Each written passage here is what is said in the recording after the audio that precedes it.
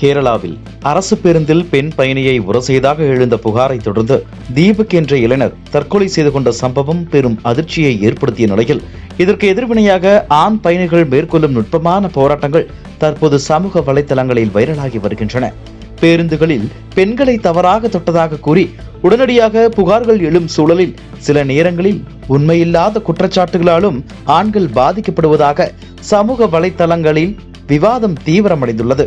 இதன் வெளிப்பாடாக சில ஆண் பயணிகள் பேருந்தில் பயணம் செய்யும் போது முள்குச்சி, அட்டைகள் போன்றவற்றை உடலுக்கும் மற்றவர்களுக்கும் இடையே வைத்துக் கொண்டு உரசல் குற்றச்சாட்டுகளை தவிர்க்க முயலும் வீடியோக்கள் வெளியாகி வருகின்றன. உரசனாதானே பிரச்சனை என்ற வாசகத்துடன் பகிரப்படும் இந்த வீடியோக்கள் ஒருபுறம் பெண்களின் பாதுகாப்பு அவசியம் என்ற கோரிக்கையையும், மறுபுறம் ஆண்கள் மீது சுமத்தப்படும் தவறான குற்றச்சாட்டுகள் குறித்த அச்சத்தையும் ஒரே நேரத்தில் பிரதிபலிப்பதாக நெட்டிசன்கள் கருத்து தெரிவித்து வருகின்றனர். இந்த விவகாரம் பெண்கள் பாதுகாப்பு, சட்டத்தின் பயன்பாடு மற்றும் தவறான குற்றச்சாட்டுகளால் ஏற்படும் மன அழுத்தம் ஆகியவற்றை மையமாக கொண்டு புதிய சமூக விவாதத்தை உருவாக்கியுள்ளது.